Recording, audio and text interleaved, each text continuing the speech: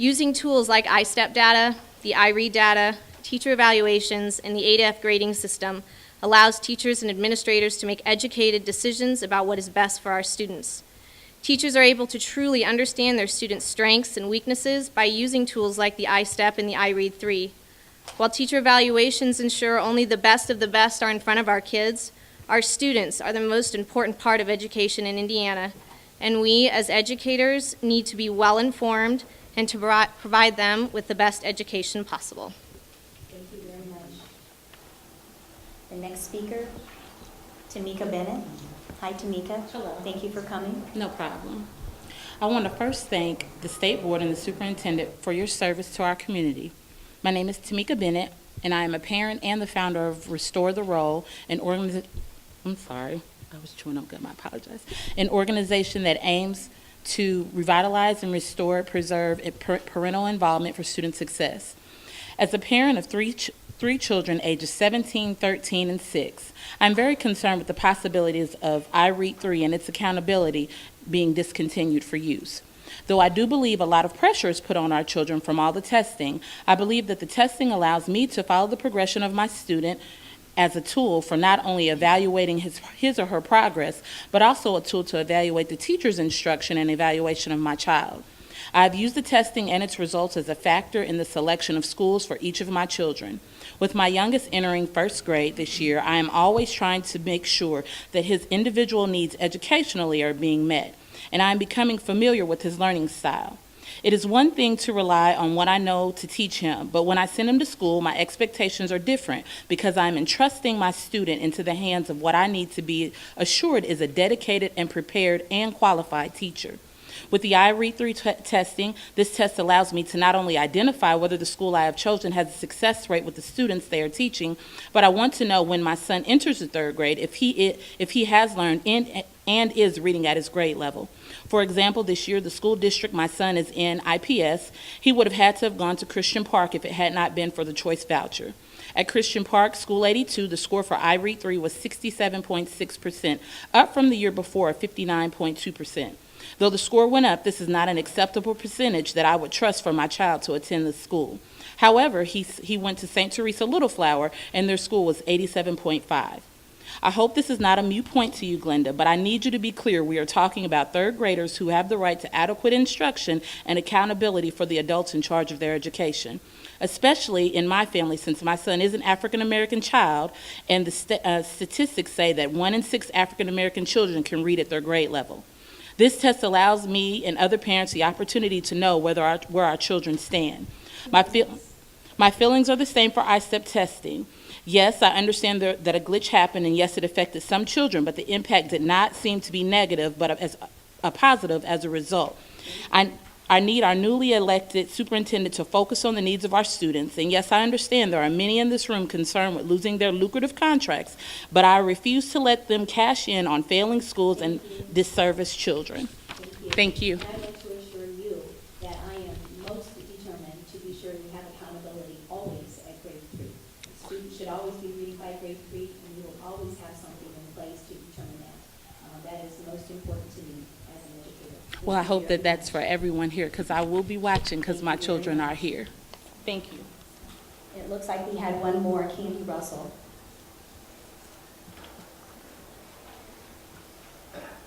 Thank you, Candy, for attending. Thank you for allowing me to be here. I appreciate this. Obviously, my name is Candy Russell, and I came down from Wabash. I'm a mom. I serve on the PTO. I have a good relationship with our superintendents, our principals. I have 3 daughters, ages 21, 10, and 6. And the story I want to talk to you just briefly about, I'm going to try to keep it under that 1 minute and 30 seconds, is my oldest daughter, who's now 21. When she started kindergarten, which is a great time, you get to learn how to read, and it's very exciting. The whole world opens up when you begin to read. She couldn't recognize from one page to the next that cat, hat, mat, sat, pat would all have that same sound. So we worked with her, and then by the time she was in the 2nd grade, she still wasn't recognizing those. She still couldn't decode words. She had had some time where she wasn't with me. She was with her father, so we thought maybe there was a gap from the school change. So we held her back. We decided to keep her in 2nd grade again. And when we did, She finished second grade, we went on to the third grade. When that happened, we moved. I tried to do some homeschooling because she still wasn't decoding words. I thought maybe just the size of the classroom, maybe there was too much interruption going on and she needed my help. So I did that kind of trying to help her. I wanted my child to be successful. And then when third grade was over, we put her into fourth grade in Wabash, and she learned how to skip over words that she didn't know, and there seemed to be a lot of them. By the time she was in the 9th grade, and we had already held her back again because she still wasn't decoding words. She was 18 years old at this point, and I finally requested just some kind of testing for her. We found that she can't decode words. She doesn't have that capability. We believe she's dyslexic, but we can't really pinpoint that at that point, and she's 18, so she doesn't qualify for remediation. Had there been an iRead test anywhere at the time of third grade, we would have caught that because her comprehension would not have existed at third grade level. Somebody would have said, this child needs remediation, but instead we kept, and unless I as the parent said, let's hold her back, the remediation was not there. Thank you very much. I appreciate your time. Thank you very much. Literacy is vital to what we do here in the state of Indiana with our students. All right, I think we're caught up on the comments. My apologies once again. We're on to new business. First, we have the approval of teacher licensure tests and cut scores. Risa Renee from the Department of Education will address this issue. Thank you, Risa. Good afternoon. Bringing this action item to you today, sort of as a continuation of the information that you received during the study session at last month's meeting. This board is responsible for the approval of the content and pedagogy exams that have been under development now since August of 2011, and the cut scores. We have followed the process for doing that is currently in our administrative rules, and the final step at this point is for your approval of the 61 tests that have been developed and 59 cut scores. There are 2 tests that the cut score standard setting process has not been completed for yet, and those will come to you at a later date. But we do have the 61 tests that are listed for you on a spreadsheet, and the scores that we are recommending are the scores that were suggested by the standard setting panels that worked on these.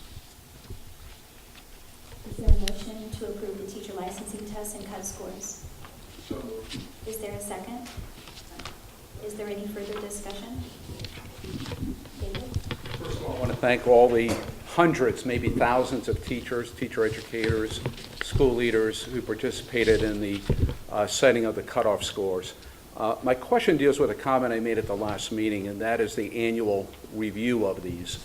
And I noticed Pearson made some recommendations, somewhat consistent with my recommendation, but on the other hand, maybe not totally. I've been through this before when I served on the Illinois board, and it was very useful to see all of these cutoff scores come to us on an annual basis.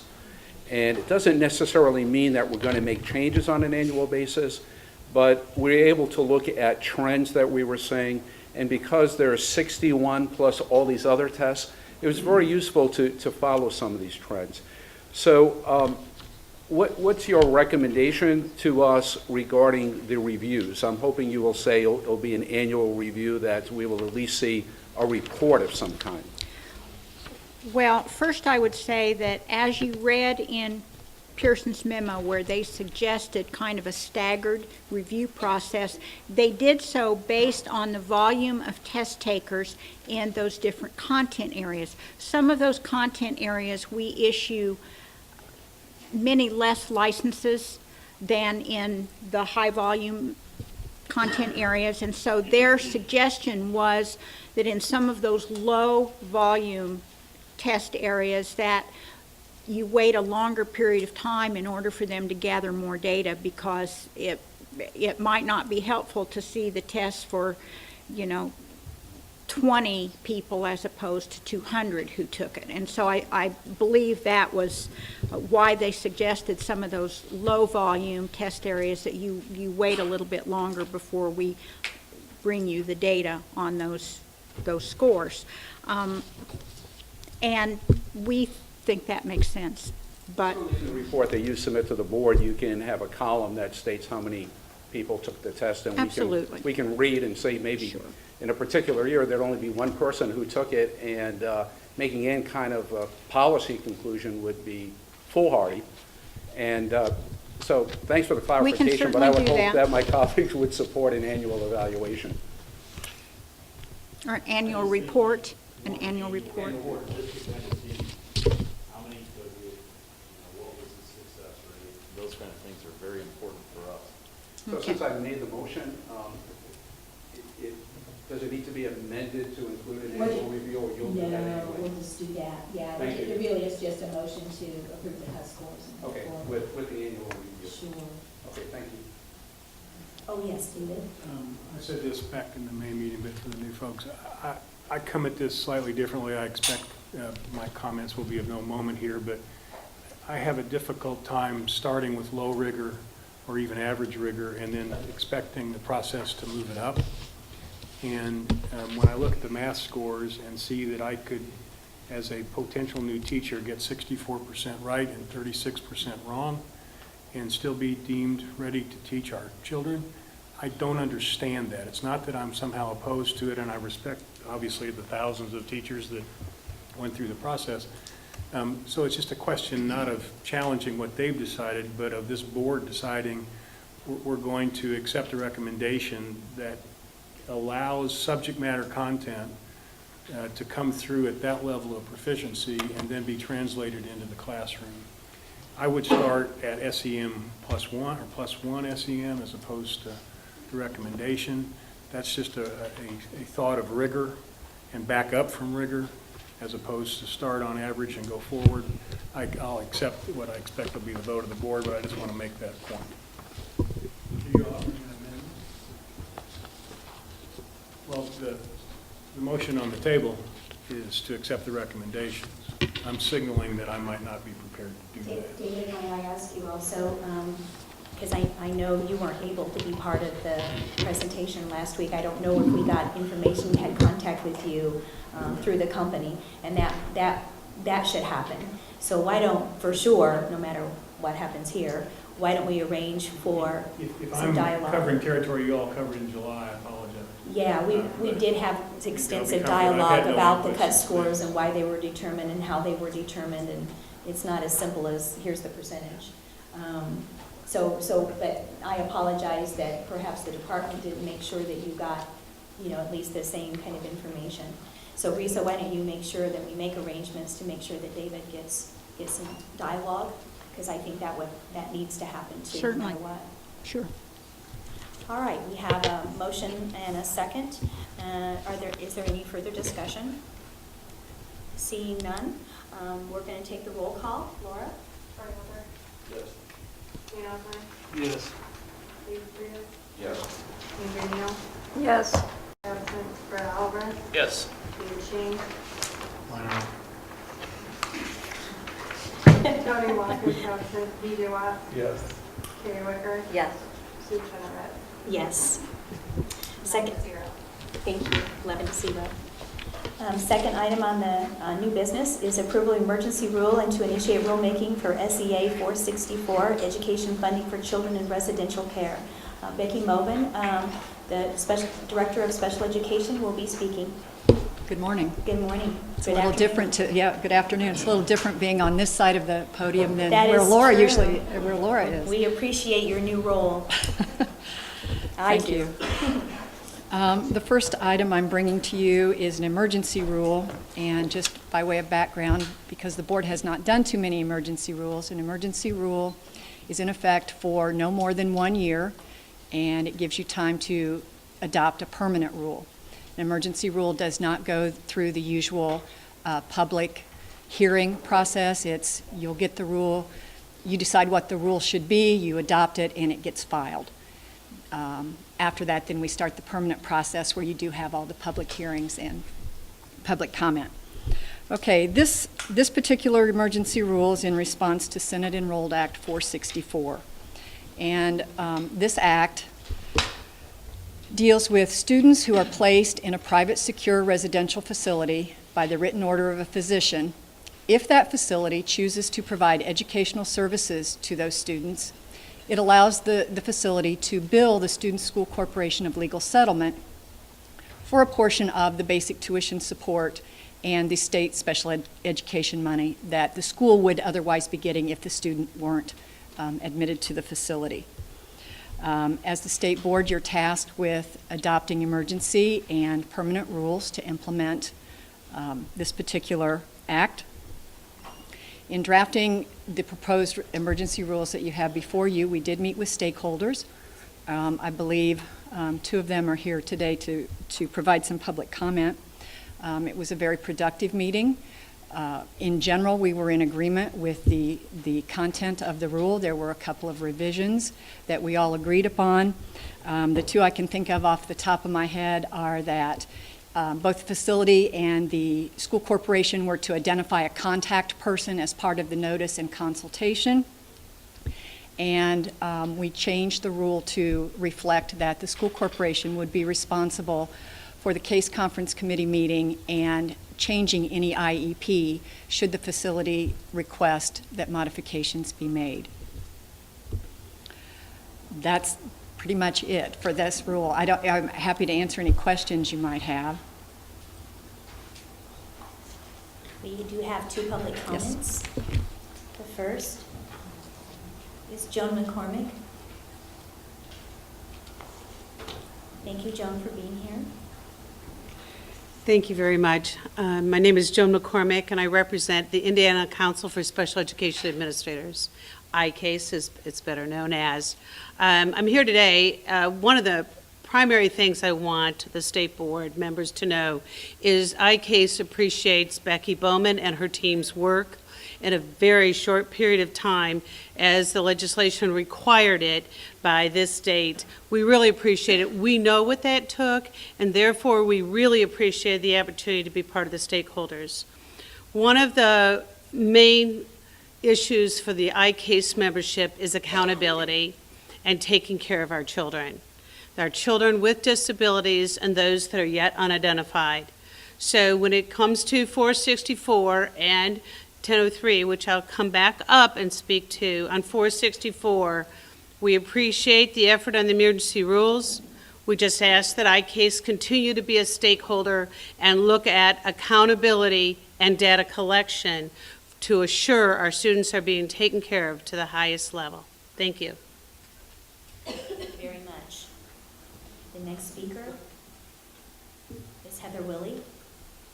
Thank you, Heather, for attending. Yeah, thank you, Superintendent Ritz, and thank you, members of the board. I'm Heather Willie. I'm a partner at Barnes & Thornburg, and I represent Universal Health Services. And Universal Health Services is a residential treatment provider in the state of Indiana.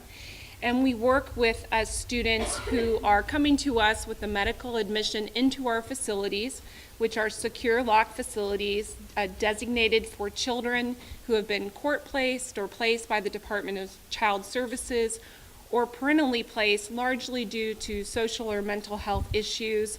Often they've been victims of sexual abuse or they've been abusers themselves. They may be students who are cutters or have severe emotional problems. And these students generally are sent to our facilities because it is not appropriate for them to be in a general school population. And we're talking about 700 kids about at any given point in the year. We worked with Representative Boehning and Senator Cruz on this bill for 2 years. And we just want to thank the department, particularly Becky Bowman, for her leadership. She's been involved in this issue for 4 years of how do we make sure that students receive services, high-quality services, and particularly students with special needs also continue to have their IEP needs met when they're in the facility, and that there's better coordination between the facility and the school corporation as these students move in and out of those two different settings. And so we urge the board to support the emergency rule. We think having this additional time to implement this rule will allow us to see if there's anything that needs changed as we get to a permanent rule promulgation.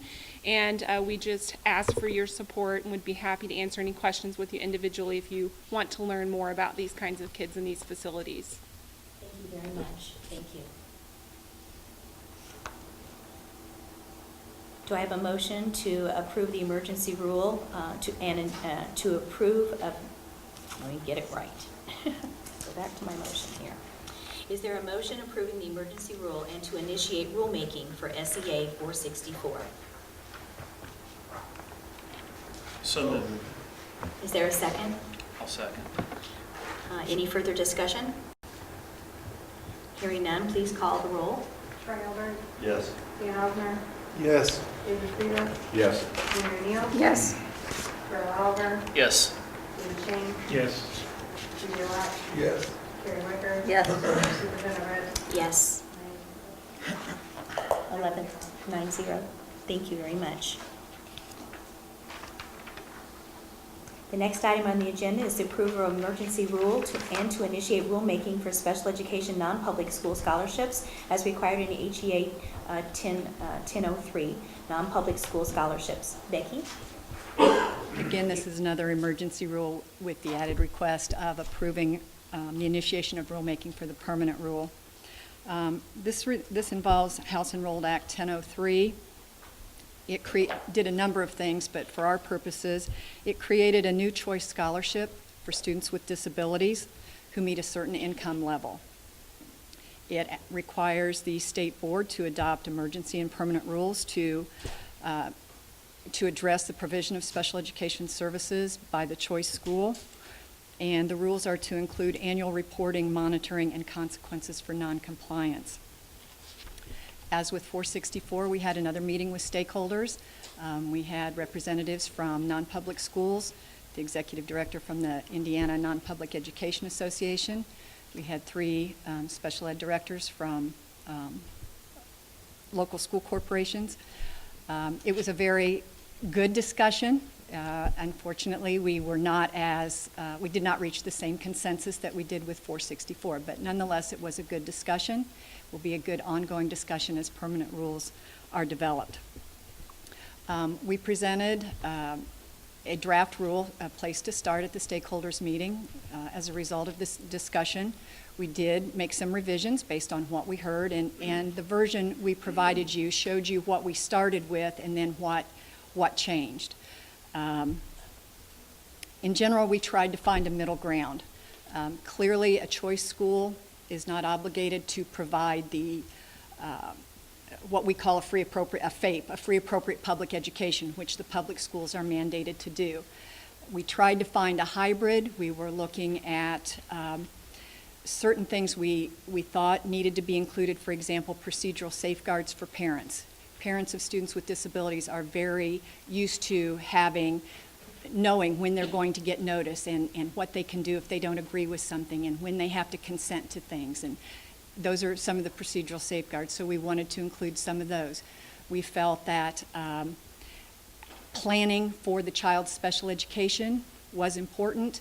We originally proposed a fairly prescriptive number of team members. In the public school, we call it a case conference committee, and Article 7 says it has to include these people.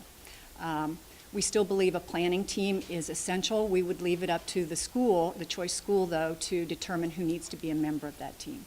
We believe a written plan is important, just like in the public school there's an individualized education plan. We believe a written plan is important in the choice school. In part, it allows the parent to know what to expect and when to expect it. It's not as extensive as a public school IEP, but it does include many of the components. We included the complaint process, which is one way that we monitor public schools. If a parent, actually if anyone, has a complaint that the public school is not compliant with the procedural requirements, they may file a complaint. We have an investigation process. We applied that in our draft emergency rule, saying that if a parent or anyone felt like the choice school was not following the requirements of the emergency rule or not implementing their child's plan, they could file a complaint. We would investigate that. That's one way we were able to monitor. Those are kind of the high points. I'm happy to answer any questions. Sure. I think I know the answer, so I probably should ask it this way. It seems like we're behind. Why can't we, in terms of moving forward in the future, if they pass a law and we have to get this done, because now schools have started. Yes, they have. So, secondly, have you sent out some guidance to schools on how to treat this We already? sent out guidance to schools? No. There are some FAQs, I believe, on the Choice Scholarship website for parents in schools. I've met with the iCase Executive Committee, and we've talked about this process, but I've not sent out anything formal. Okay, thank you. Dan? Unlike the previous recommendation where you said there was consensus, this one you indicated there was not consensus. We had Can- some, it wasn't 100%. Sure, they all agreed to meet at the same time, same place, but Oh, I think you will find there was It a little more than okay. that. It's beyond lunchtime, maybe. But can you share with us the points of this agreement briefly and concisely? I can try. Are the other Good. folks, are folks going to speak on this issue? Yes, Should we do have, Well, what if we let them, I'm Well, interrupting you, Dave. I was certainly going to let the Okay. department tell us first what the bones of interrupted. contention were before we hear public testimony. I'll try and get it fixed. I can do it briefly, and I will say that most of what I have here is based on a version that John Elsesser, the executive director of the Indiana Non-Public Education Association, sent to me. And please know, John and I have a very good working relationship. We can agree to disagree and go have a cup of coffee later. So it is an ongoing discussion. But some of the things I noted in their rule that aren't here, there's a disagreement over whether or not a parent may choose whether to have their choice scholarship funded with the special education money, or whether it's, for lack of a better term, just the basic tuition support, in which case the public school would then continue to provide the services. So there's a disagreement about that, about whether there's actual choice for the parent or for the choice school. Can the choice school determine that they don't have the capacity to serve a particular student with a disability? That would be one of them. I'm sorry. They don't have the capacity. They're going to educate them, but the special ed services, if you would go to a school, the federal law and the state law require you to provide special ed services. So they would say, we can educate them, but for this special need, we're going to keep them with that program. Or have the public school keep the money, but continue to provide the service, because it's a child benefit theory concept here, And wherever the child is. I would let John speak more to that. I'm paraphrasing But some that of would his. be the difference. I mean, they would maybe go to independent school for education, some special education service they would keep with the district, and the district would also keep the funding to provide it. Yes, I believe And that may that's, be more efficient or more effective that way. So they're saying keep the money, but keep the responsibility, because we can't gear up for that certain need.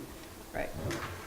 I would add to that the department, in looking at that actual topic, believes that the law doesn't allow for that type of flexibility to occur by a student basis as to a choice as to whether they can take the funding or they don't take the funding. And that's probably what we're going to be discussing here today.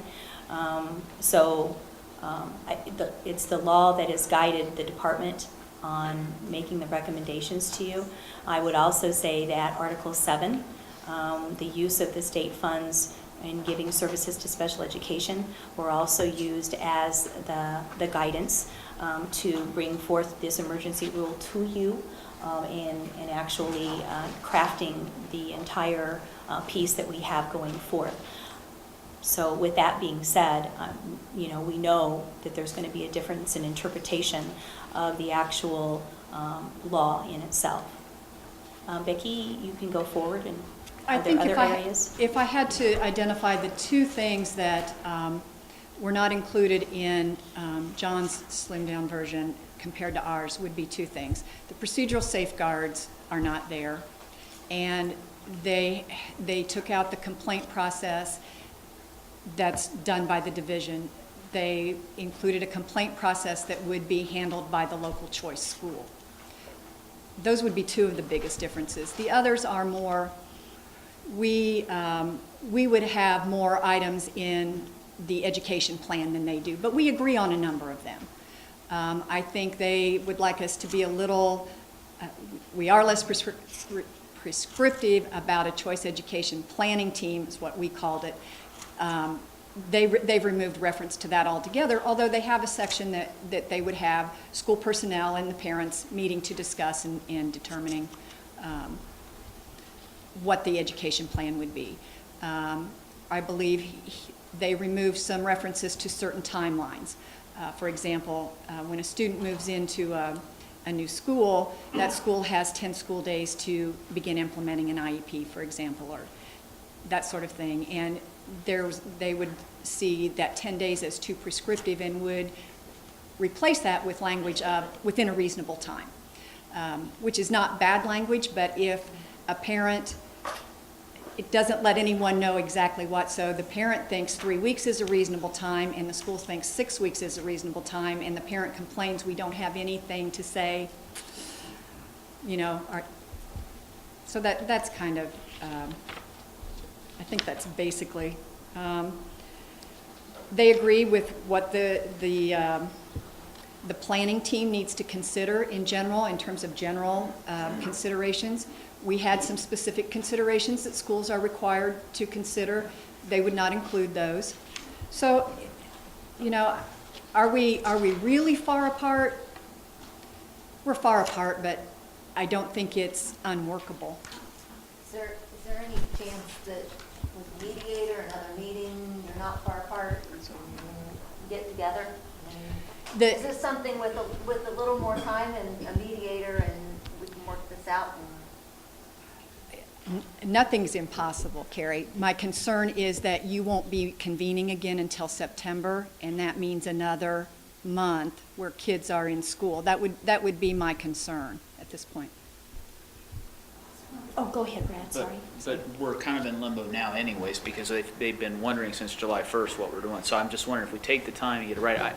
My biggest concern, and get it right, because this does matter. And I guess the thing I'm most concerned of, I expressed this to you in an email, Becky, the department's interpreting the Indiana statute to say, notwithstanding, the LEAs are not required to provide those related services. And I can kind of see how they get that, but it doesn't say they can't. And what I'm concerned about is how does federal law interact with that says they have to be educated we have to provide the least restrictive environment. And my concern is this, if it's surely a choice, and a parent of a special needs student, say, has a communication disorder, needs access to speech pathology, and they want to exercise their school choice to go to a school that reflects a Christian ethos that they want. Mm-hmm. We're basically saying, by the way we interpret the state, is that they don't have a choice, because if they go, they're going to be stuck with whatever few dollars, whatever contracted services a few dollars can buy them for speech therapy, or else hope that the private school can figure that out, versus what the federal law, I think, says, which is what is what is the least restrictive environment? And if it's better to keep those dollars in the home district where you can afford to pay for speech pathology for several students that need communication disorder, and it's determined by committee, that's least restrictive.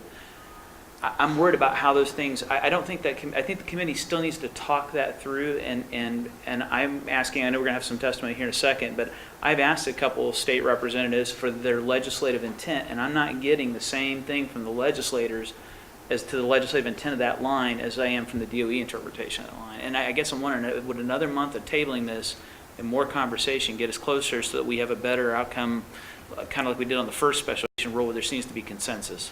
Well, two things. The concept of least restrictive environment does not apply to non-public schools. That's a concept embedded in federal and state special education regulations as it applies to public schools.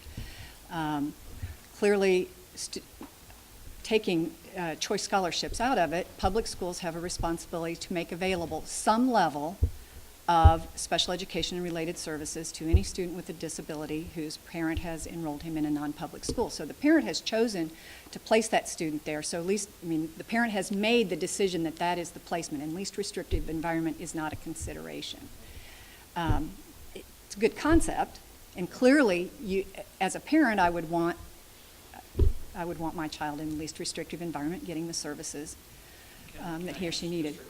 What then requires them right now? Because as I understand it, special needs students in a choice school right now are still being provided related services through the LEA. So what is requiring that right now? Article 7 requires that. Okay. And Yeah, what changed that was the language in 1003 that says notwithstanding that section of Article 7 that requires public schools to provide services, a student who has a choice scholarship that is funded by the state special ed grant, they are not required to serve. And you're right, it doesn't say they can't, but they are not required to. Right, but Article 7 is also aligned, I believe, though, to IDEA, which basically says the same thing, doesn't it? No. No. Okay. There's no federal entitlement. There's no entitlement under Part B for any individual non-public school student.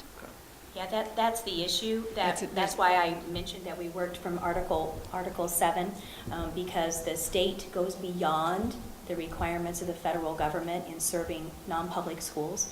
And so those state dollars that we're talking about here in the scholarships are directly tied to Article 7 that talks about the services to those students from the state of Indiana. And that's why you're seeing the department taking the position that it is, because we are only talking about the obligations at the state level that do not interfere at all with the federal level requirements. If that's the interpretation, aren't you still going to open yourself up to a lawsuit on equal protection grounds for these children? That would be a question for council. The scholarship piece is in law, and we're implementing it. Are you asking, might there be some people that might say they're not getting services that they feel they deserve? Yes, that can always happen. Under federal law.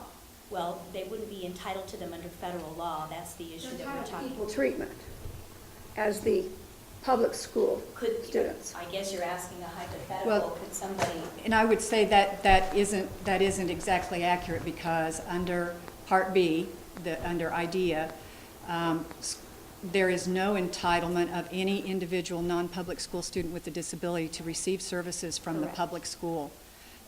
The obligation is that the public school expend a proportionate share of its federal funds on services to non-public students with disabilities.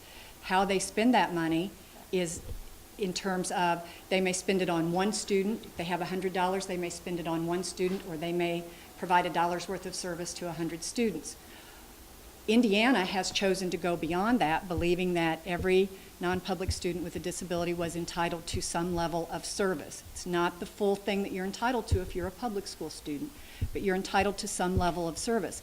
And because Indiana went beyond the federal requirement, they also added the state special ed money to that. So if a public school is serving a student in a non-public school, they get only the special ed money for that student. Under the scholarship, that money is part of the financial assistance of the choice scholarship that goes to the non-public school. I guess I'm just worried the way we're approaching this, that we're creating a scenario under which a parent is going to basically be forced to forego their option of choice, which is provided under the Indiana Code, because they now have to make a decision about their child. And at the end of this, I know we can have all these debates about school choice. At the end of this, I worry about that kid, and I worry about that child getting the best possible related services so that they have a chance to matriculate through and excel as much as any other kid. So, But what I would say to that too is, anytime a parent makes a choice to put their student with a disability in a non-public school, they are making a choice that they are giving up a free, appropriate public education. And scholarship aside, that student will not get the full array of services that he or she would get if he were generally will not get the same level of services that he or she would get if she remained enrolled in the public school. And a parent is making that choice by, I'm either going to enroll my child in a non-public school or I'm going to keep him in the public school, and here are the differences in service for that.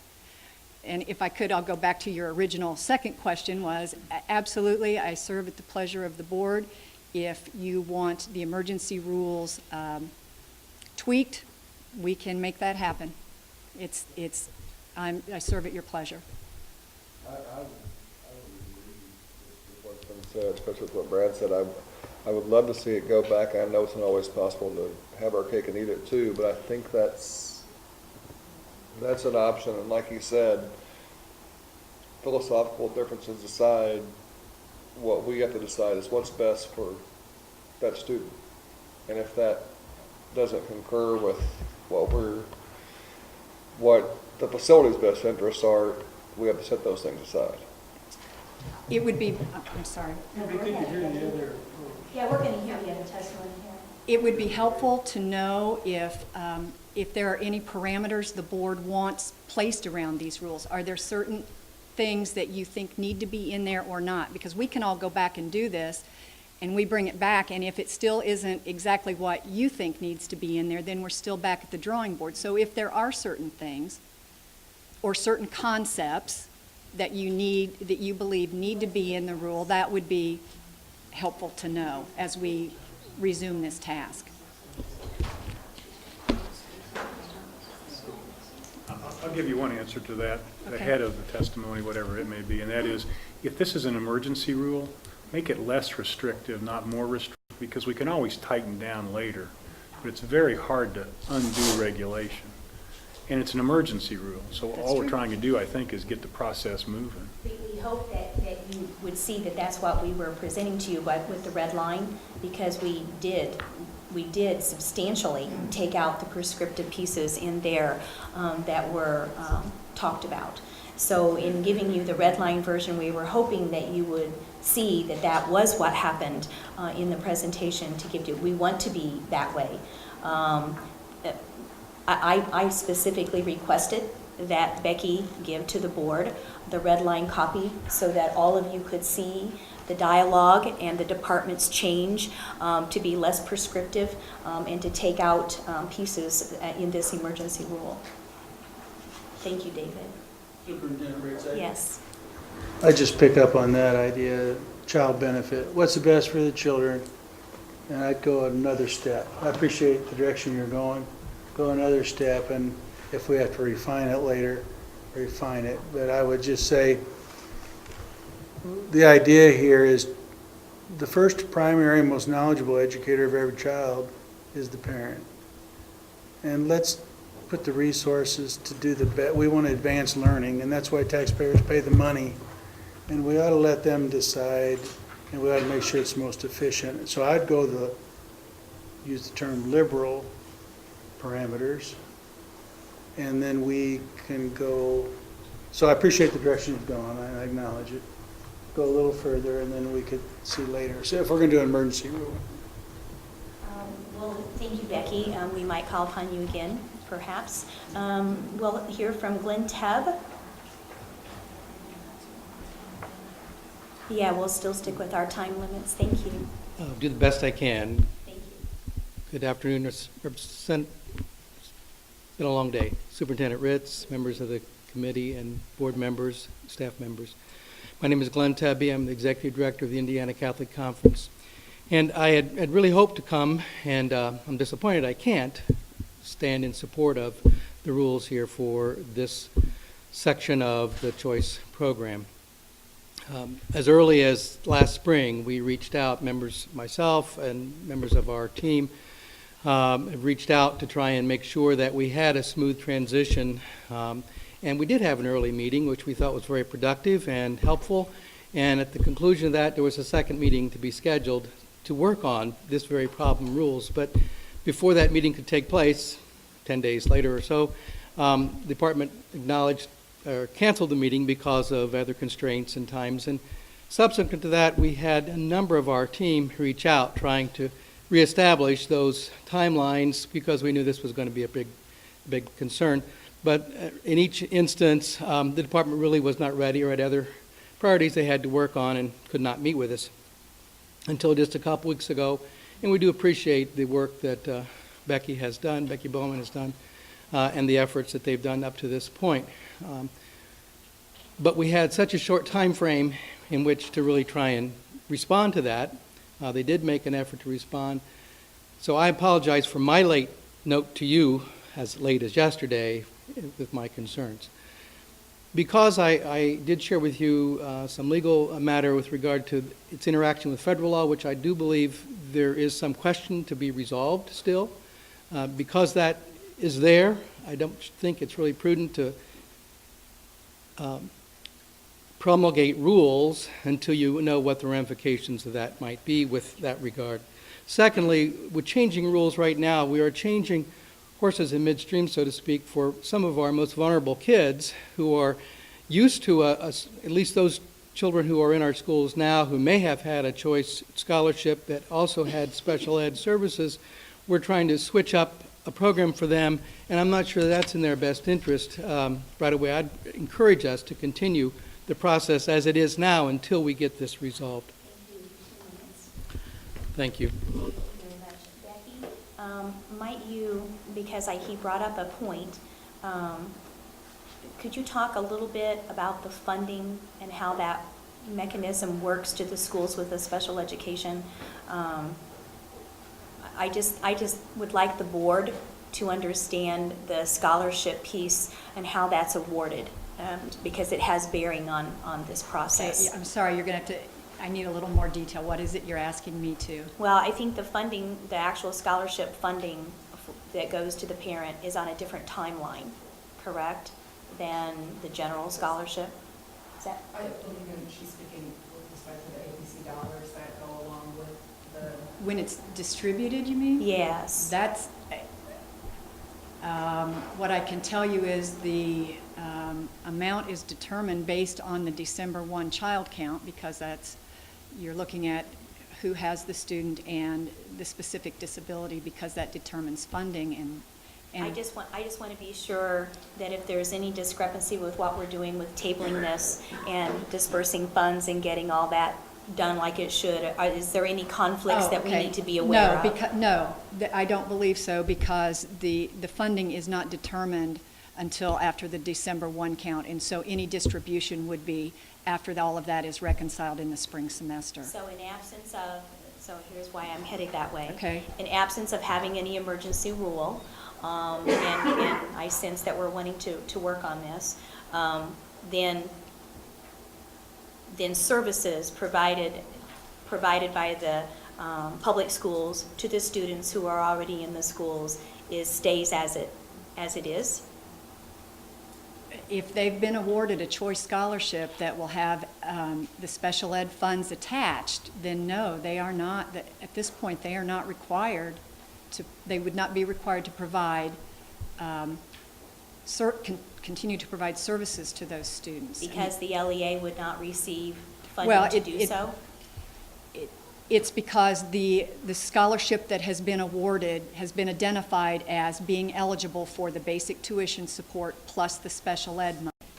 And so once that has been awarded, then that is what relieves the public school of the responsibility to provide special education services. So the void we will have until the emergency rules are passed will be the choice schools will have to do whatever they think right for those students. That's why I wanted to get at that. I just wanted to have a sense on what's happening in the absence of rule, perhaps. I guess a question I'm still trying to understand. To what extent would a parent of a special needs child have had that understanding as of July 1st when they would have been eligible to enroll them in a choice school? I guess what I'm trying to get to is I'm concerned about an emergency rule that we pass that all of a sudden becomes a what just happened moment out there after the rule is passed, where a parent enrolled their child, thought they were exercising choice, had no idea that they were cutting themselves off from any related services from the LEA. Well- What counts, what have they been told up front? Because I don't want them to see them, feel like they got the carpet pulled out from underneath of them because of an action we take.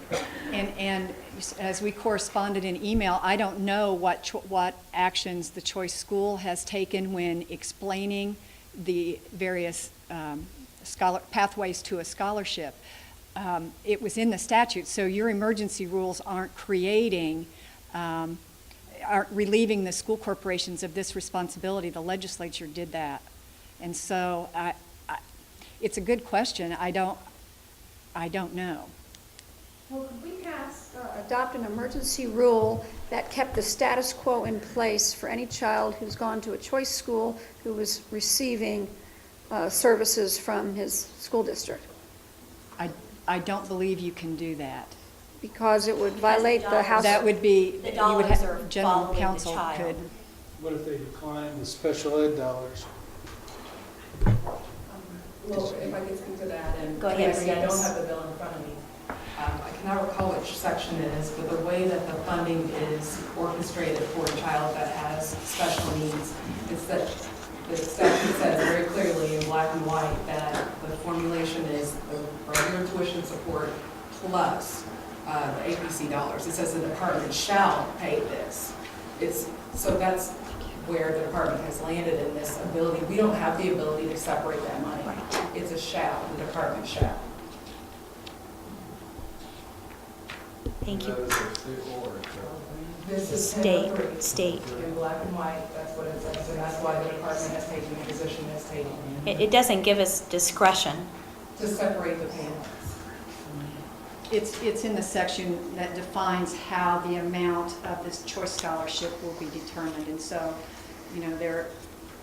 any choice scholarship is based on certain income levels and that sort of thing, and it's a percentage, and you're looking at the tuition, and what it says is, in addition, if applicable, any amount that a school corporation would receive under 2043-7, which is the state special education grant statute, for the student if the student attended the school corporation. And so, because eligibility is, well, there are a couple of things to consider. One pathway to the choice scholarship is if you are a student with a disability and have an income level of not more than 200% of the, I will use the term poverty level, that isn't exactly what it says. So a student with a disability, the family income can be higher, and they still qualify for a scholarship because they have an IEP. A student without an IEP, and Bernice, please correct me if I'm wrong, the income level is no higher than 150%. So if you're a student with an IEP, your family income can be higher and you still qualify for a scholarship. And so if you qualify for a scholarship under Section 4, subsection 2, which talks about the IEP and the income level, then the state special ed money follows you, is part of your award based on how the statute, how it was written, is what the department's interpretation has been. And all scholarships, special ed, general ed, all scholarships are awarded only after the school has accepted the student. That's So my the school's understanding. making the determination right from the beginning about the services that they're able to almost actually provide in their acceptance of the student to coming to their school. I needed to make sure we all understand this is a very, very, very complex issue, looking at all legal aspects from Article 7 to are there federal pieces involved in it, and and what are our obligations to give out the scholarship money, what does it allow in terms of flexibility. It's extremely complex, and Madam Superintendent? we've been working on it. I don't know if there's others to speak to this, We but do. at some point I would like to bring a motion, so I don't know, I'll wait till the appropriate time, but. Sure, I think we'll listen to everybody first. If I could go back to the working group and working on this, the first challenge we have is we're on opposite sides on whether or not there is a choice of choosing whether it's a regular scholarship or a scholarship funded with state special education money. And I'm not sure that's negotiable, and we do not agree on that. And so while we're willing to go back and talk, if we can't get past that first hurdle, we won't have anything for you in September. So that would be a concern of mine, and my 2 minutes are up. Thank you, Becky. John Elsesser, is that correct? Elsesser? Thank you for coming, John. Good to be with you. I'm Becky's partner in crime here. And I guess, Superintendent Ritz, I do want to ask, do you want me to do my prepared remarks, which will give a broader context to the conversation, or do you want me to? You've got 2 minutes. You can Okay, use I'll it use how my you edited wish. my edited comments. And I did have a compliment for Becky in here as well, but I have to edit that out, Becky. Well, we know you complimented her. Superintendent Ritz, members of the Thank you. of the board, my name is John Elsesser. I'm the Executive Director of the Indiana Non-Public Education Association. And we're a membership association that serves about 400 public schools across the state. Part of my role is to liaison with the Department of Education. That's why I work closely with Becky and with on the Seclusion and Restraint Commission and a number of other areas. As has already been alluded, our stakeholder meeting was, we left with conflict in terms of how to resolve and what was best in terms of these proposed rules. And because of that, I too come with you today, even after complimenting Becky, to say that I recommend that we don't approve the emergency rules as presented for a number of reasons. And I'm going to try to give you the edited version of that as we speak. As been alluded, House Enrolled Act 1003 was a choice bill, and embedded in that was a special education component. My concern is that the current interpretation really reflected, and I think as Dr. Oliver was alluding to, not only does not allow choice, but it really limits choice and it reduces opportunity. Families that choose, families receiving a voucher cannot choose a service provider. And we talked about the site code, and I'm probably going to go over my 2.5 minutes, but I will say in that code there is a part that says if applicable, and we discussed at the stakeholder meeting what does if applicable mean. Some people may say it just means that you have an IEP or an ISP. I contend it could mean that the parent is choosing then to take those dollars to the non-public school. So I think there's flexibility in interpretation in that particular aspect.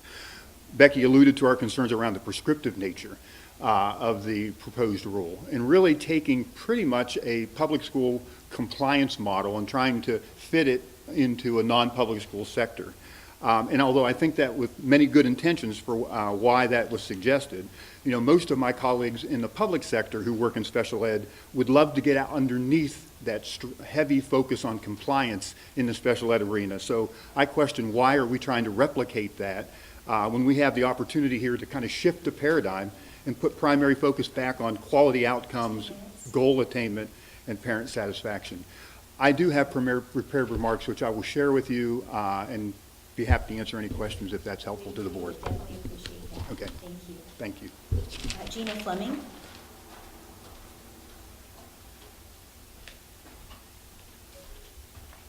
Good afternoon. Thank you, Superintendent Ritz and members of the State Board of Education.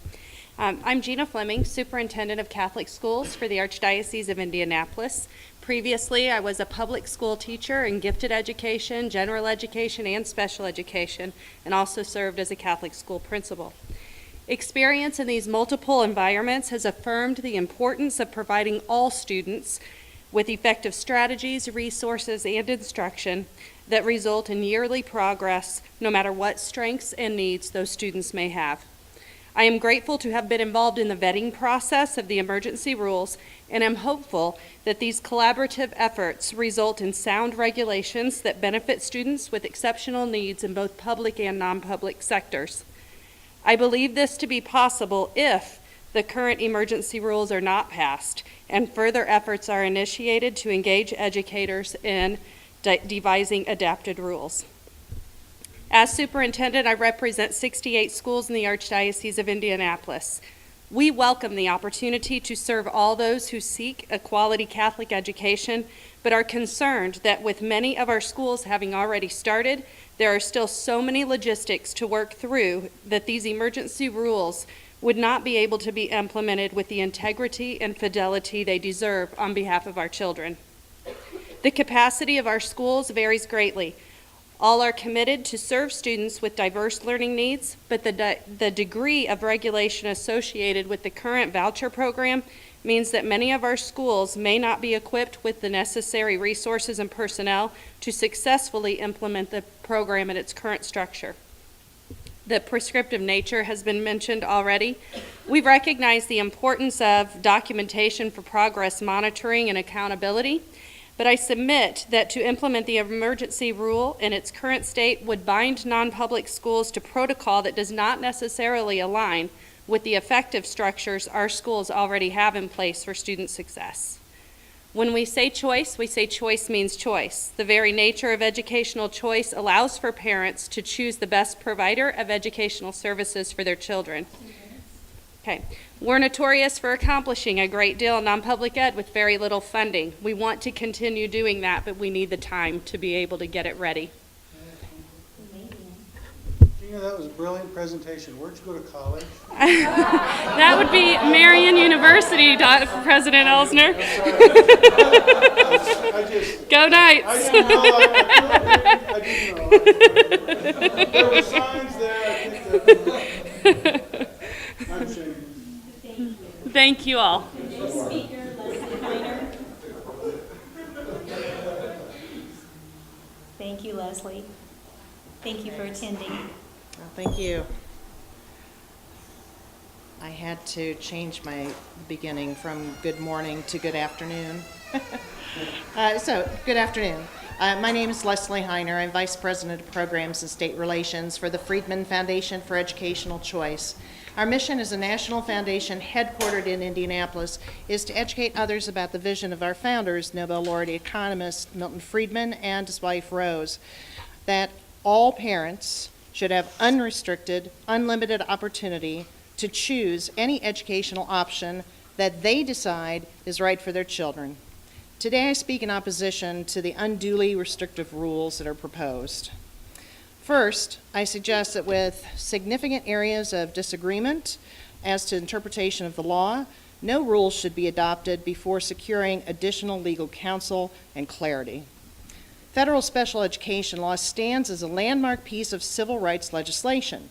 However, research has identified deep dissatisfaction with special education on the part of parents and educators based upon adversarial and bureaucratic practices, far too concerned with process and too little concerned with student outcomes.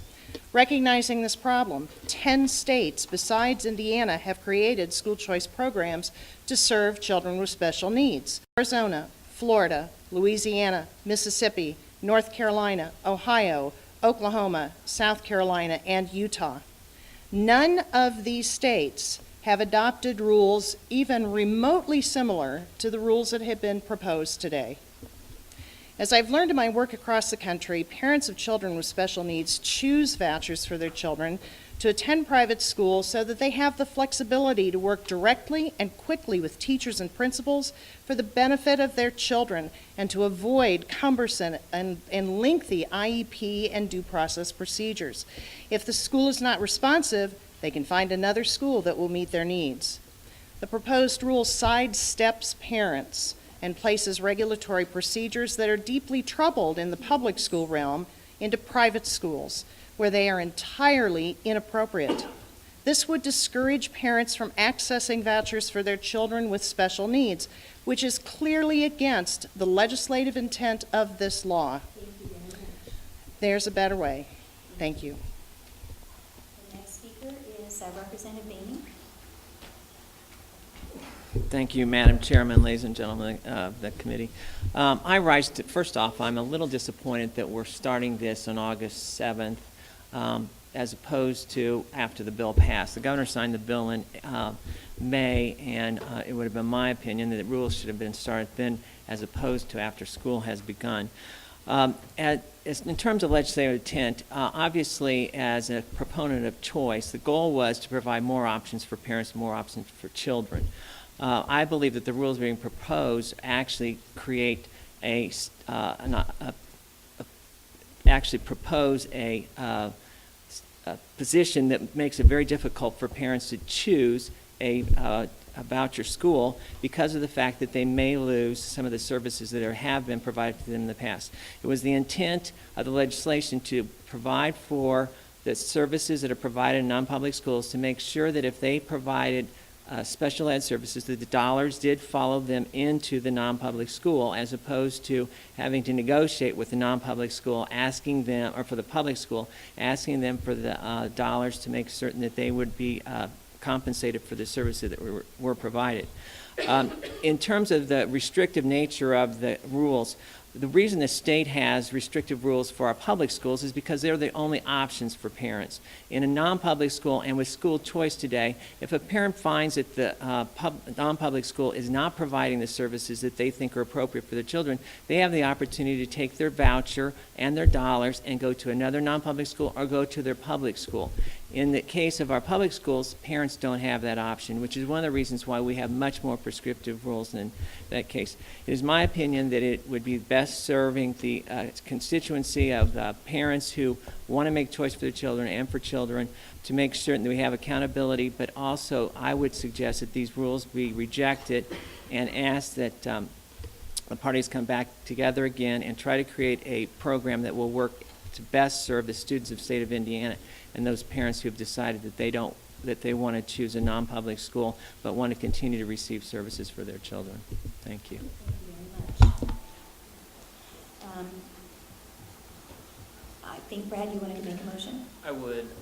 In light of what we've heard here today in testimony, I would like to ask the board to consider moving action on this item to the September meeting and allow this committee. What did you need? Apparently Did we have there's somebody else? Did we miss somebody? Oh, yes. So sorry, you signed up for both. I'll get to you in a minute, Brad. No problem. 2 minutes. Sorry, Yeah, 2 minutes. Again, we do appreciate all the efforts. The current law does state that as July 1, that the non-public schools are responsible for a student who holds a voucher for the special education services.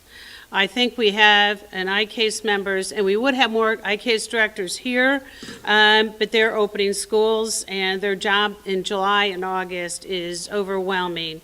But therefore they sent me to represent them. I think it's important to know we stand very strong on accountability. We don't care who is servicing our students, but if they are sitting in a school, that school must be accountable.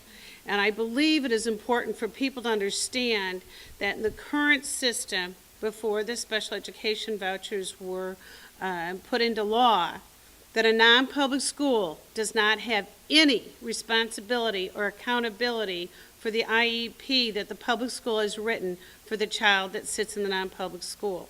So therefore, yes, we do serve, and we do a great job.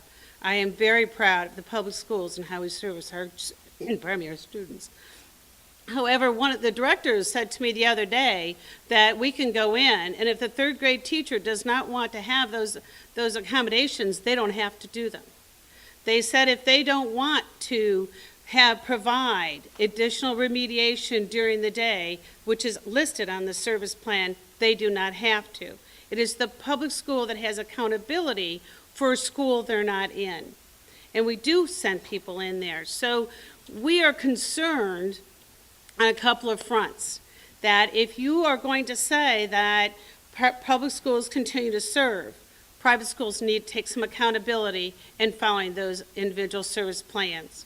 2, the law does state that currently they have it. If you do not pass these emergency plans, emergency rules, what happens to the students?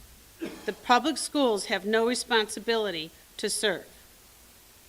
The private school must serve, and they have no rules to follow. We have a great process in developing rules that allows for people to go to public hearings. We'll have more stakeholder meetings.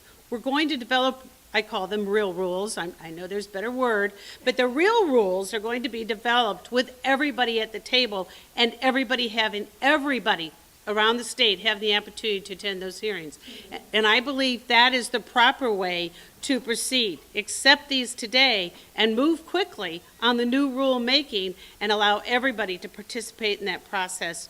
You will find a lot of people coming to those hearings for both non-public and public. Thank you very much. Brad, I think you had a motion. Thank you, Madam Superintendent. I would like to, again, ask the board to consider moving action on this item to the September meeting. Given the testimony we've heard, I understand the nature of the things that have been expressed, but I do think the group that's been meeting with Becky would benefit from additional conversation. We've heard today that there are other states that are doing something similar. I'm not saying we haven't looked at that, but I'd like to know that we have. If nothing else, I think it provides at least another brief window to make sure parents understand how the statute's being interpreted, so that we can be certain that they appreciate what may be the outcome of that ultimately. But that would be my motion, is that we table to September. Do I have a second? Second. Any more discussion? Well, I'd just like to add, in addition to the guidance offered earlier, that if schools already have in place a process that's working for them, I don't think that the emergency rules should micromanage that. It should respect the existing processes in place in these choice schools, which no doubt have been used effectively already. A point of clarification, Andrea, because I just want to be sure I understood. I think one of the goals of the rulemaking is not to micromanage the process used at the choice schools for dealing with the needs of these young people, particularly if the schools already have a process in place. We're asking schools to, in the rule as proposed, we're asking schools to change processes that are already working for individual learning plans. In the non-public schools, there's no, am I correct in saying there's not a process in place to serve special ed? Most have processes in place for individual learning plans. Most private schools have processes already in place to deal with students with individual needs. And it would be a shame to require them to overturn their existing processes. Okay. I think I'm clear on what you were saying. Thank you very much. All right, those in favor of the motion signify by saying aye. Aye. Those oh, sorry, roll call. So sorry. Laura, you're supposed to catch me. Troy? Yes. Gene Osner? Yes. David Frieder? Yes. Henry Neal? Yes? Brett Oliver? Yes. David Shane? Yes. BJ Watt? Yes. Ray Wicker? Yes. Superintendent Wright? Well, yes, to table. The next item on the agenda is approval to initiate rulemaking. Kirsty, I think this will be a fairly brief one. 2 minutes. You have 2 minutes. Hello again.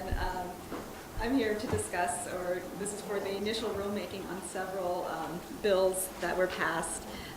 And I, again, provided a memo for, especially for the new board members, that kind of discusses the process for rulemaking. And, and it's a very specific process that we have to follow no matter what. And so here today, we are just seeking approval of the initiation of rulemaking. We don't have any proposed language before you. Nothing will happen with these rules until you get the proposed language and you approve it. We just have to initiate this rulemaking by the end of this month, and that's why we're here presenting these rules to you. Again, there are several. There's House Enrolled Act 1427, which we have already touched on, and which, again, there is no proposed language for this. And I don't know if you want me to go through the specific bills or not, or just if you have questions at the end after I cover all of them. What's Do you the? have any questions about this initiating process? You're just trying to make sure you're in compliance with statute. Yes. I wish there was a way that we could say, of course you are, but not officially start things until we know what we're starting. Some of these are very complex. Some of them relate to items, that the superintendent has said aren't even ready for discussion. And I don't have any trouble giving you comfort covering, but I want to make sure we're not giving you narrower or broader or deeper or shallower authority than you ought to have. No, all this is, what you will say is, yes, department, file the notice of intent to adopt a rule. And all we do is basically take very basic language from the bills. It's nothing, we're not making this up. This is something the General Assembly has tasked us to do, and we are going to file the notice of intent. It doesn't say what the rule says. It doesn't say what we're going to be doing. It just says we intend, preferably, hopefully within a year, to adopt a rule as we have been instructed by the General Assembly. You're not telling us what the rule says. We're not telling you what the rule says.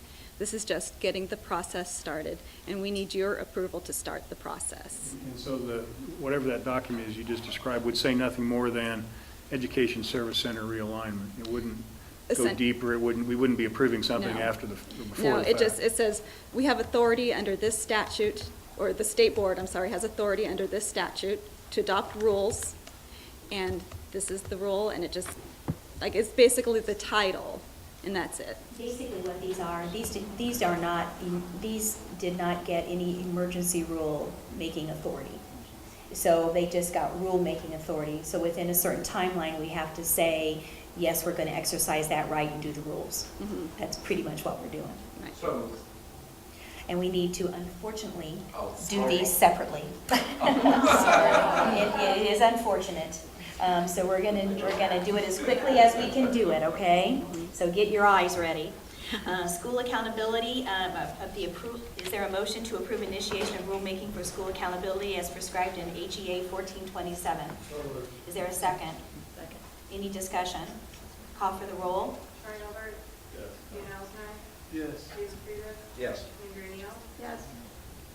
Brett Oliver? Yes. Steve Shane? Yes. TJ Watt? Yes. Gary Wicker? Yes. Dan, did I call you? Yes, Okay, you okay, did. sorry, I thought it was Superintendent Red. Nine. 990 stands approved. The next one is to approve that is there a motion approving the initiation of rulemaking for Education Service Center realignment as prescribed in HEA 1427? So moved. Second. Second. Is there discussion? Please call the roll. Troy Albert? Yes. Dan Elsner? Yes. David Friedrich? Yes. Andrew Neal? Yes. Brett Oliver? Yes. David Shane? Yes. TJ Watt? Yes. Gary Wicker? Yes. Superintendent Red? Yes. Is there a motion approving the initiation of rulemaking for college and career ready standards as prescribed in HEA 1427? Second. Discussion? Please call the roll. Troy Albert? Yes. Dan Elsner? Yes. David Friedrich? Yes. Andrew Neal? Yes. Brett Oliver? Yes. David Shane? Yes. TJ Watt? Yes. Gary Wicker? Yes. Superintendent Red? Yes. 9-0. Is there a motion approving the initiation of rulemaking for teacher preparation programs as prescribed in SEA 409? Is there a second? Second. Discussion? Please call the roll. Troy Albert? Yes. Dan Elsner? Yes. David Friedrich? Yes. Andrew Neal? Yes. Brett Oliver? Yes. David Shane? Yes. TJ Watt? Yes. Gary Wicker? Yes. Superintendent Red? Yes. 9-0. Yes, sorry. Is there a motion approving the initiation of rulemaking for Indiana Works Councils as prescribed in SEA 465? Do I hear a motion? So moved. Second? Do I hear a second? Second. Discussion? Please call the roll. Troy Albert? Yes. Dan Elsner? Yes. David Friedrich? Yes. Andrew Neal? Yes. Brett Oliver? Yes. David Shane? Yes. TJ Watt? Yes. Gary Wicker? Yes. Superintendent Red? Yes. 9-0. And the final one, is there a motion approving the initiation of rulemaking for the Performance Qualified Schools Program as required in SEA 189? So moved. Second? Second. Discussion? One question, I'll Yes. make it quick. Would there be merit in bringing an emergency rule for this in September? I don't think we've been allowed to bring emergency rule. For 189, For 189, could you do that in September? I was looking at it, and I'm literally asking the question. because I'm not- I can tell you that the implementation of that is not until the second year of the biennium. it does state that the state board may adopt emergency rules to But I was- implement this article. For the schools, wouldn't you have to, Are you talking about, I may have misunderstood, Dan. Are you talking about the awarding of money for the performance? No, it's not about the money. Oh, it's not, like okay. The waivers that we did last month of the school flexibility. they get more flexibility? Oh, if they- yes, we already, what did we do with that We already? did the waivers. Okay, yes, yes. We want the emergency rule for all of it, is that what you're saying? Yes. And then that would give you the ability, if we gave the field the way I was reading it, and I didn't get a summary that I should have stated at the time, but the way I was reading it, if we had an emergency rule, could schools shoot for those qualifications we put out and then have a larger hearing? Do you mean Wouldn't that give them some freedom? Do you mean the stringent criteria? Yes. Well, the problem with that is the state board established it, but it still has to go to the legislature for Right. the 2014 Right. session. That's why I'm saying I didn't think we were allowed to do emergency rule. Goes back to the That might legislature. have been a mistake. No, you're fine. Sorry. We're all allowed. Thank you. Okay, so any more discussion? Please call the roll, Laura. Frank Albert? Yes. Ian Alzheimer? Yes. Peter Freeman? Yes. Yes. Brad Oliver? Yes. David Shane? Yes.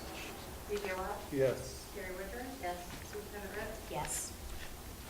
Thank you very much for your patience in that. The next item on the agenda is electronic participation in meetings. It's my understanding that the board wishes to take action on this. So, do I hear a motion? Do we want some dialogue about it? I just have a quick question. In the last meeting, we asked whoever was going to do the policy, oh, sorry, that you check with other state boards within the state of Indiana to ensure that our policy was similar, consistent, according to how the state operates. Was that done? Yes. Let me give a little background on what you received. So I drafted what you have in front of you, and I consulted the Attorney General's office and got copies of completed e-participations. And so I tried to take the statements the guidance I got verbally from the board last month and compare it against the funeral board and different boards to see. It's just the one that I got.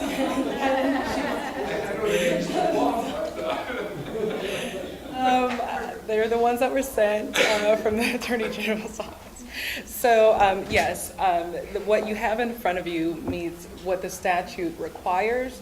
And then I did want to point out, and thank you for this opportunity, that what's in bold is discretionary. And so that's why I bolded it, so that if there are changes the board wants to make, that's the place where they can be made. And so if there are minor changes, I could, scrib those in and make those changes. But if you want to have more time to consider it and action later, it certainly could be moved to another meeting at your discretion. Yeah, the department actually thought you would want to put it on under discussion, but it's under action. So it's your pleasure.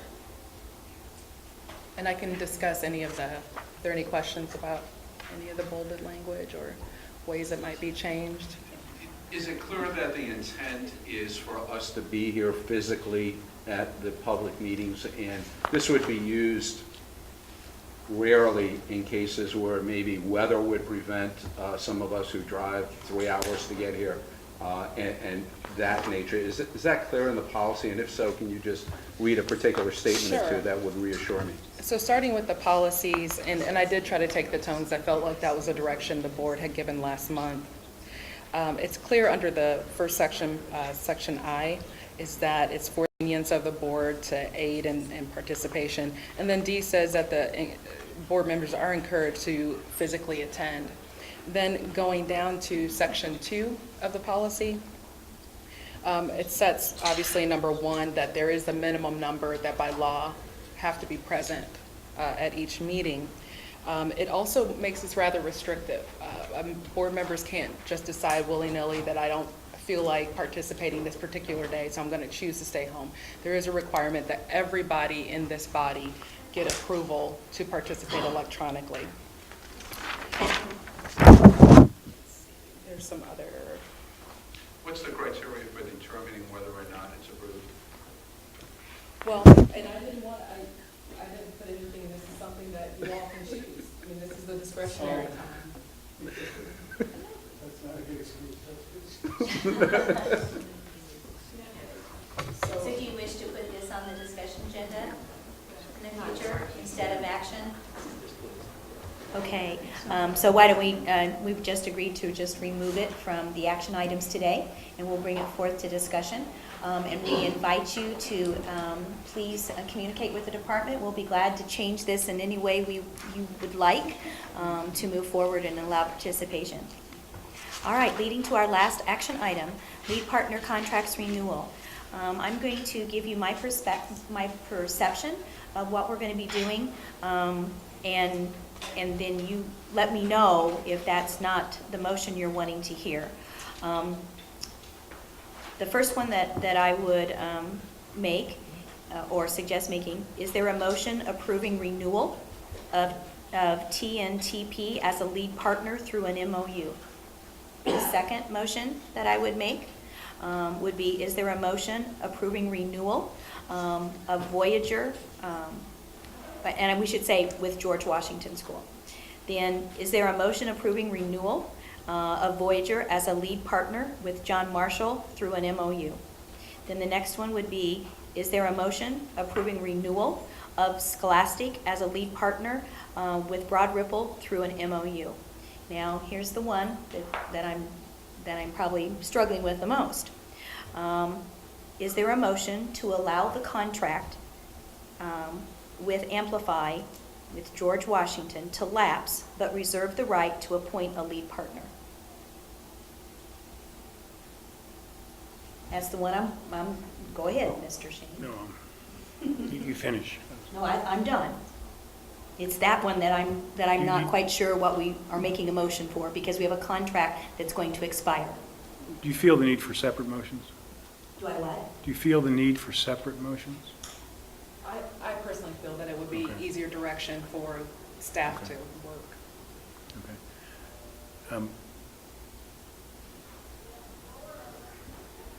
Shall we do the first three and then talk about it? Well, I'd like to get in the motion somewhere that the board reaffirms its intervention, its ongoing intervention in all these schools through the lead partner mechanism, which I think was the point Brad was making. Welcome any help in writing or saying that. So that all these things occur in that context. Okay, I'll tell you what, I think we probably could do one motion and for all the renewals, listing them all, okay? And so let me make the motion. I'll make the motion.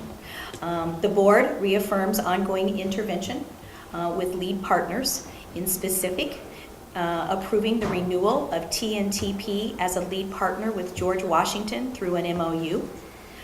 Voyager, as approving Voyager for renewal as a lead partner with John Marshall through an MOU, and through approving renewal of Scholastic as a lead partner through an MOU. Do I hear a second? Sure. So that leaves everything in place. For those three. Except for Amplify, which is going to So have the- to look different. All schools, all lead partners Yes. stay as is. What's changing Yes. is the method of payment, Yes, which is being handled by MOU. yes. I'll second, but I want to ask a question. No, okay, discussion? On the discussion, on the MOU, we had a conversation earlier about us seeing a possible MOU, and my concern is the motion has us renewing them with an MOU that we haven't seen. So I guess my concern is that, and I'm leaning on other more experienced board members to tell me, Dan made a comment earlier that there was a lot of work to review those contracts. This motion basically says we're renewing them without seeing an MOU. I'm just concerned how we reconcile that past history with what we need to do. Word it where it's approval, Dependent upon approval of the MOU? Yeah, I was going to offer a friendly amendment through a state board approved MOU. You just add through a state board approved MOU, that would. Well, slow you down. Here's another way we could do it as policy, and then the administration will execute. We could say the MOU should be at least as demanding as the contract in terms of reporting and accountability. And then they'll write it, I'm sure, consistent. They'll say, okay, here's what the contract required, and just put it in an MOU then. In other words, what the board was concerned about going through this process was that we don't abdicate our authority, our responsibility, because we got in the middle of this. And then we didn't want it to become, because now there's a different payer, we didn't become like, you're off on your own now. We want to stay the journey here until we see metrics improvement. So the MOU should be at least as demanding, if that's the right word, or instructive, explicit, as the contract, if not more. If we want to put more things in it, we're okay. Does that help? If you're going to do it what you just said, Ian, you renew the contract with the method of payment being handled by an MOU. So we have the same rule. Does that make sense? Well, we do want a little flexibility, and as you heard, we have a conflict sometimes between what the state's requiring and what the school, and we want to tighten it up a little bit. So we don't want to change any of the parameters that we're wanting to see as deliverables, but we also want to be in sync with what we're doing with the school district as well. So we don't want to have So if we, the same, we don't want to continue. We're going to keep the same ends or goals. Yeah. Or requirements. You're going to maybe use some different methodology to get there. Sure. The MOU. Wouldn't you bring that back to the board? Those basic parameters? Yeah, we can the contracts are always written with the department, but I'm not wanting to, this lead partner is your lead partner. I'm not trying to micromanage. I just, if you're changing the parameters of the relationship, I think the board ought to know. Oh, yeah, I agree. So I don't know that we need to change the motion, though, for that to happen. So, any more discussion? Those in favor of the motion, say aye. Oh, excuse me, roll call, sorry. Troy Albert, Yes. Dan Osner, Yes. David Sayers, Aye. Andrea Neal. Yes. Brett Oliver, yes. David Shane, Yes. BJ Watt, Yes. Carrie Wicker, Yes. Superintendent Ritz. Yes. 9-0. Okay, now, we do have the issue with Amplify and George Washington. David? I'm still concerned about the fact that we have no evidence of any kind on which to base anything. And understanding the time issue, it seems to me one possibility might be for us to give you leave to come back in September with a proposed resolution that also reflects the input from Amplify, the input from IPS, the input from the department, and whatever actual student performance, school performance information is applicable to a decision not to renew. That's part one. Part two would be how you're going to handle RFP, et cetera, going forward. So let me clarify. If the contract lapse, because it's going to be at an end, that Amplify certainly could be invited to be part of the RFP. I mean, there's nothing prohibiting the board from making a new contract with Amplify, is my point, I guess, which is why I was... I It's apologize. going to lapse here at the end of Do we have an August. opportunity to renew by mutual agreement? There is an opportunity to renew, and BJ asked the question, are renewals annual or can they be smaller in time? And in this moment, I don't know. But I guess my point would still be if we're exercising the board's judgment not to renew, we ought to do that based on evidence and so forth, not just let it lapse. Could you have a motion that just says the board will continue intervention at George Washington with a lead partner to be identified by At the a next later board date? meeting. But that gives you time to renew with Maybe that's Amplify what we if want to do. the evidence suggests that's a good idea, or to start the RFP process. Do you want to make that motion, Andrea? Is that the board? The dilemma I see there is we don't learn anything from that. I think Simply going on record that the board will continue its intervention at George Washington and continue to rely on a lead partner, but But unable the to- recommendation is not to rely on the lead. Well, I'm going to move that we continue our intervention and continue to rely on a lead partner to be identified at a later date. But their contract's in place till August 30th, so the lapse would only be a few days. I'm wondering if we wouldn't just say, bring evidence back as to why we should release the current provider and be prepared to name a new one, and just do it all. So maybe no action's taken today. That's what I'm wondering, because the contract's in place till August 30th. So just- That's a good point, Brad. There's Labor Day, and then there's one day, and then there's... Well, then let's do no action. So if I made a motion, can I withdraw it? Yeah. Yeah. Okay. All right. Board operations, we do have to consider, and we can probably do some of this electronically. We currently have except that we're going to need to make some decisions fairly soon in order to get accommodations for our board meetings meetings. But we have been having meetings on the first Wednesday of each month. Is it the board's desire to continue that? And we'll just set the dates and get those out to you. Do I hear any discussion? To just the first Wednesday of each month, okay? Also, we've had some conversation, and I'm hoping to move forward with this, actually having a board orientation session where that is permissible in law to actually do that in conjunction with the September meeting. And I invite your thoughts on that to continue and get that on the calendar. Yeah, we probably, it probably will involve, the day before. It probably involve a 2-day kind of thing. So that would be the 5th? Yeah, it might, yeah. We can get something out to you, and we could do, the evening of the prior to or something like that and work out the arrangements. But is it the desire of the board to have an orientation session? Yes? May I see? No? No, you're on the right track. We need to do that. If we waited a month and talked about that, orientation, and also Certainly you can have an orientation meeting. Because we give us some time to think about how do we want to draw up a strategic plan for what we're doing as a board. So you're suggesting Combine, October? Maybe you wait a little so we can think about that a bit. Would you be open to that? October? The orientation in October? Okay, let's do that. I wasn't against the. Oh, it's no problem to me. Think about it together.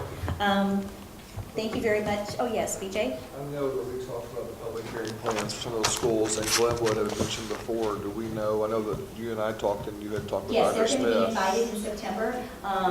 Actually, the outreach coordinator, Teresa Brown, is visiting Evansville today. And then we've invited Evansville to come and speak to the board regarding Glenwood and the pieces that they are currently putting in place and what their plans are using their SIG money.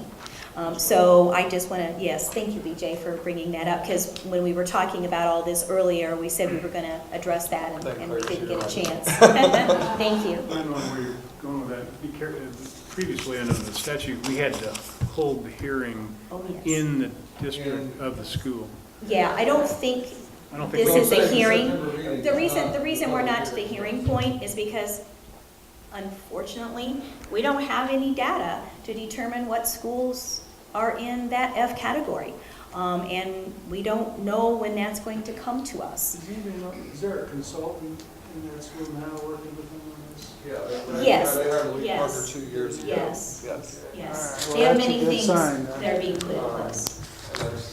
Yeah, I mean, That's they a got out very in front of the good ball, and which I think is the goal of everything we've done.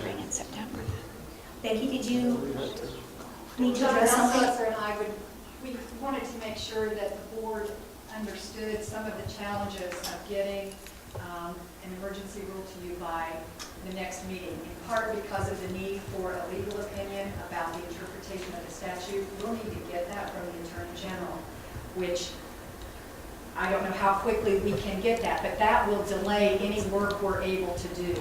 I'm sorry. Okay. So John and I were just talking about we may, as much as we would like to have something for you in final form in September, part of that may be out of our control. Timing. We will try and expedite that the best we can. John, was there? Yes, David? On public participation, I really appreciate the comments coming forward. And at times, I'd like to get back with some of the people try to get more information. When they sign up, do they provide an email address to us? It's really up to the person at their discretion. Does it ask for an email address? No. Could I ask that you change the form and make it voluntary? Because several of the speakers today, I really would like to follow up. In 2 minutes, you don't hear the whole story. And if I can send them a quick email and ask them specific questions, that would be really helpful. Sure, we'll be glad to do that. Thanks. Yeah, David? Respect for the people that come forward from the public. Historically, they've all testified at the very beginning of the meeting, at the very beginning. And I don't have any concern about whether you slot them with the subject matter, there's some logic to that, or let them come early. But for their convenience, you know, if I thought I was going to testify at 9:15 this morning, I suddenly am testifying at 1:15. Sure, in our operating procedures. So just make sure we let them know. Yeah, yes, correct. Yeah, I think for their sake, you have teachers and superintendents sometimes spending a whole day where they can get their input and get back to their work, so. Sure, and they always have the option of signing up during the actual time or signing up for general comments. Oh, okay. They always have that option, so we give that to them. Seeing no further business, this meeting stands adjourned. Thank you.